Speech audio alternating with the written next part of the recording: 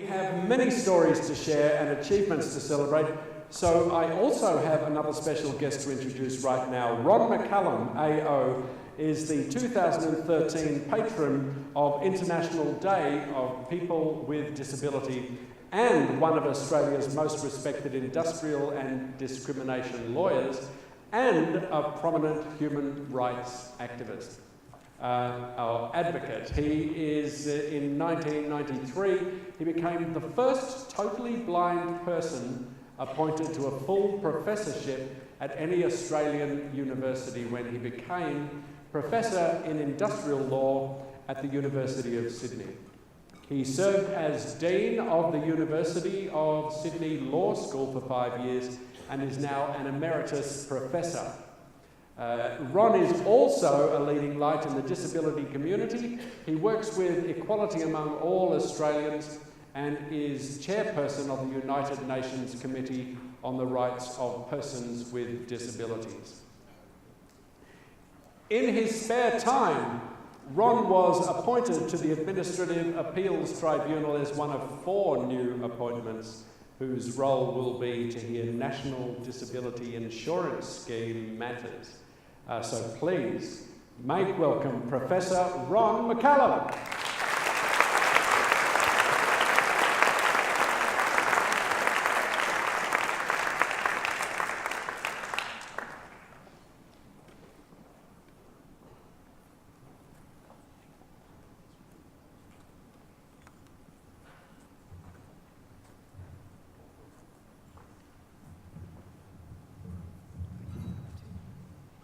Thank you very much, Tim. You're a very hard act to follow. I'm afraid I'm no comedian. But thank you for your kind introduction. May I begin by paying my respects to the original owners of this land, the elders past and present. You know, the elders of Indigenous communities were the keepers and custodians of the law and taught law to the young. Well, I've been a law teacher and law professor for all of my adult life, and I've been teaching for 41 years. So I feel a great kinship with elders of native Australians who teach the law. I pay them my deepest respects. Can I acknowledge the Honourable Assistant Minister, Senator Mitch Fifield? It's great to have you, sir, as Minister for Disabilities and Ageing. The whole disability community is delighted. Can I also acknowledge the Honourable Shadow Minister, Jenny Macklin, for her tireless work on disability issues, and my good friend, a person I admire greatly, the Disability Commissioner, Graham Innes. I think I have to say a few words. He's not here tonight, but for Bill Shorten. Bill was one of my students in his young days, and I have a soft spot for my students, but I want to be bipartisan. I also taught Peter Costello, and even in his ups and downs, I always have a soft spot for Peter. We didn't always agree on Labor law, but we're great friends. I'm this year's patron of International Day of People with Disability, and it turns 21 next Tuesday.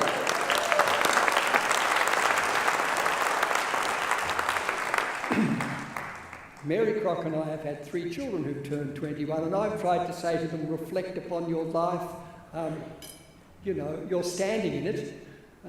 I think it's a time to reflect on our achievements, on what we've done well, on what perhaps we haven't done well. And after all, the theme for this year is break barriers, open doors to realise an inclusive society for all. And that's what these awards are all about. We want to be inclusive to all persons with disabilities, to all women, to all men, to all gay persons, to all heterosexual persons, to all races, to the migrants that come to our shores, the refugees. We want to include them all in society. Who are persons with disabilities? Well, I've looked at the 2012 survey on disability and ageing. I note that the Minister also has in his portfolio ageing. I'm both disabled and aged, Minister, please remember me. We know that 18.5% of Australians have disabilities, and that figure is pretty much the same as what it was in 2006. But disability also goes with ageing. For those 65 to 69, me, 39.5% of us have a disability. If you're young, if you're 15 to 24, only 7.8% have a disability. So disability and ageing are important, and we need to know our community, the 4 million of us in this country with disabilities. In the few minutes remaining, I want to say a few words about employment of people with disabilities. I want to draw upon my experience, and Tim, I've finished my term as chair. I'm now Vice Chair of the United Nations Committee on the Rights of Persons with Disabilities, and 41 years now as a Professor Emeritus on teaching students. Even today, so many of we persons with disabilities are unemployed or underemployed, or only have part-time employment, or we find that we only have casual work and the work doesn't fit with our skills. I note that one of the awards later on this evening is for improving employment opportunities, and I salute the finalists and the winner of that award. I've been through their papers, and I think it's just so important to get employment for we persons with disabilities. Over the 6.5 decades of my life, I've seen many changes. I grew up at a blind school in Victoria, the Royal Victorian Institute for the Blind, which had just changed its name from the Royal Victorian Asylum for the Blind. And next door to us were where blind people made baskets, and that was the main occupation. I've seen huge changes, but there's a long way to go. Let's look at some figures on this as I just look at my pages. The labour force participation rate of persons with disabilities aged 15 to 64 years in 2009 was 54.3%, compared to a labour participation rate for all Australians of 82.8%. This low level of employment has persisted for the last decade, and really for decade upon decade. Just under 1 in 5 working age Australians, that is 18.5% of 4 million, have a disability. Approximately 1 million workers have a disability, compared with a working population of 10 million. The labour participation rate for men with disabilities in 2009, it's pretty much the same as 55%, compared to 45% for women with disabilities.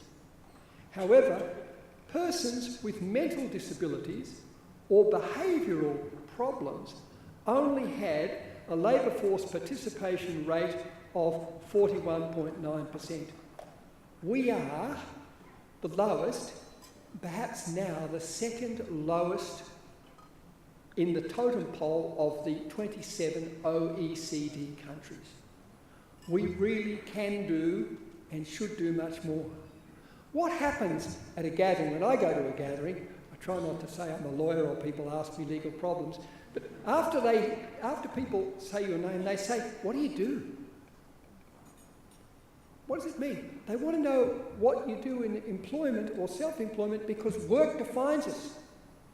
It gives us a way of utilising our skills, of contributing our skills to the benefits of society, and it also helps for us to support ourselves and our families.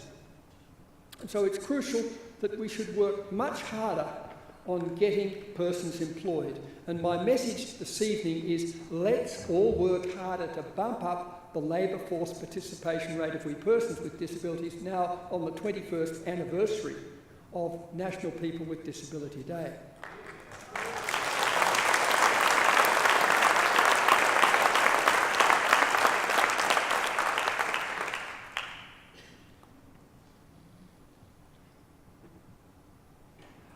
We have a national disability strategy. In 2011, it was agreed to by COAG, the Council of Australian Governments. It was bipartisan. It is bipartisan. The present government, of course, adheres to the National Disability Strategy. One of the 6 pillars of that strategy is employment. This is what the strategy said about employment in 2011. The vast majority of people with disabilities can and do want to work and be as financially independent as possible. But employment is one critical area where Australia is lagging behind other countries. Let's catch up. Let's be inclusive. Let's mark next Tuesday as not only the 21st day of We People with Disabilities, but let's mark it as a turning point and say what we're going to do in the next 12 months is ensure that more of us are employed, more of us are no longer confined to part-time, demeaning or casual employment, so that we can join your hands and utilise our skills to help build this great country of ours. Bless you. Thank you very much.